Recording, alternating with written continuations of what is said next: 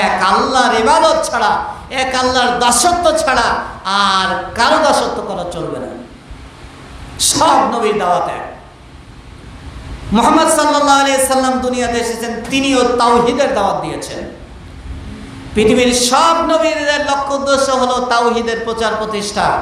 আর আমার লক্ষ্য উদ্দেশ্য হয় যদি গাড়ি বাড়ি, আমার লক্ষ্য উদ্দেশ্য হয় যদি দুনিয়ার যশ খ্যাতি।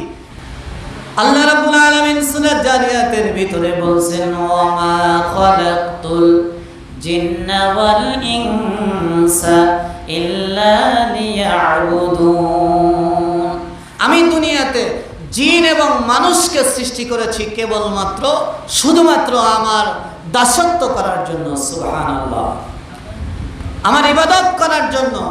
আমার ইবাদত এটাই হচ্ছে লিয়াবুদুল্লাহর তাফসীর হচ্ছে লিওয়াহিদুন।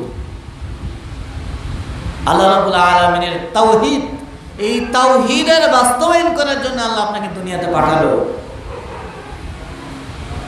অথচ আপনি ভেবে অবাক হবেন, কবরে যাওয়ার পরে এই তাওহীদ কেন্দ্রিক প্রশ্ন, যে তাওহীদ তোমার ঠিক ছিল দুনিয়াতে, এটাই আগে পরীক্ষা। আওমা মালাকানি ফাকুলানি লাহুম মার রাব্বুকা।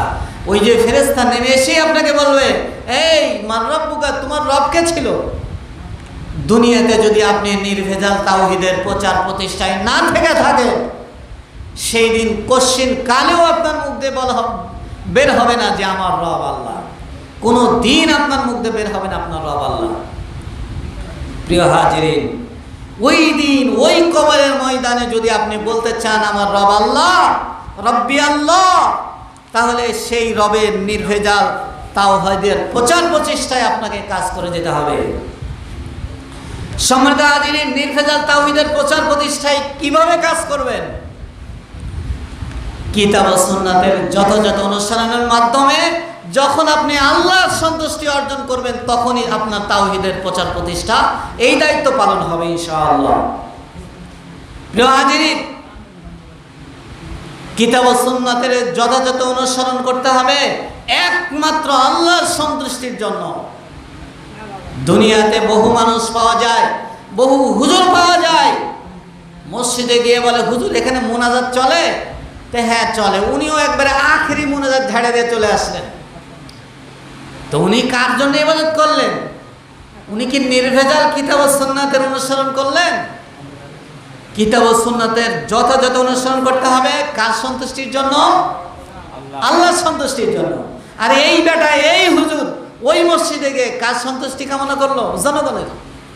গিয়ে দেখে শবে বরাতের হালুয়া রুটি বিতরণ হচ্ছে।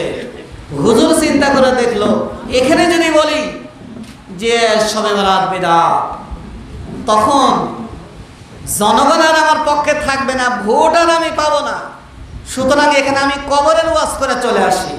তো হুজুরে বলল যে আল কুবুরু রাউদাতুম মিনাল জান্নাতি ওয়া হুফরাতুম মিনান নার।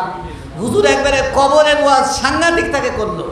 হুজুর একবারের জন্য বললো না যে এটা বিদআত, এই শবে বরাতের হালুয়া বিদআত।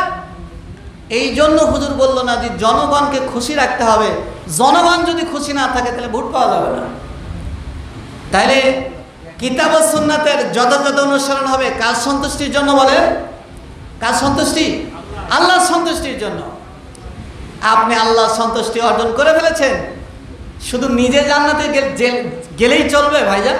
শুধু আপনি একা একাই কিতাব ও সুন্নাতের যথাযথ অনুসরণ করে আল্লাহর সন্তুষ্টি অর্জন করলেন, তাহলে সমাজের যে আকীদা, ভ্রান্ত আকীদা, ভ্রান্ত আমল সমাজে ছড়িয়ে আছে, এটার সংস্কার কে করবে? এটাও আল্লাহ আপনাকে বলেছে, কুনতুম খায়রা উম্মাতিন উখরিজাত লিন-নাস তা'মুরুনা বিল মা'রুফ ওয়া তানহাউনা আনিল মুনকার। এই সমাজের সৎ কাজের আদেশ এবং অসৎ কাজের নিষেধ করতে পারলে এই সমাজের শ্রেষ্ঠ খায়ের, শ্রেষ্ঠ উম্মত হিসাবে আপনি গণ্য হতে পারবেন। সম্মানিত হাজিরিন, এবার কিতাব ও সুন্নাতের যথাযথ অনুসরণের মাধ্যমে আল্লাহর সন্তুষ্টি অর্জন হয়েছে, আলহামদুলিল্লাহ। এবার আপনার দায়িত্ব হচ্ছে আকীদা ও আমলের সংশোধনের মাধ্যমে সমাজের সার্বিক সংস্কার সাধন করা। এই লক্ষ্য উদ্দেশ্য যদি বাহিরে কোনো লক্ষ্য উদ্দেশ্য আপনার থেকে থাকে, তাহলে নিছক আপনি বস্তুবাদী দুনিয়া লোভী মানুষ। আপনার দ্বারা পরকালমুখী কোনো কাজ হওয়া সম্ভব নয়। আপনার দুনিয়াতে আপনি যেখানেই যান, যেই কাজই করেন, সেই কাজের পিছনে আপনার দুনিয়ার লোভ লালসা কাজ করবে।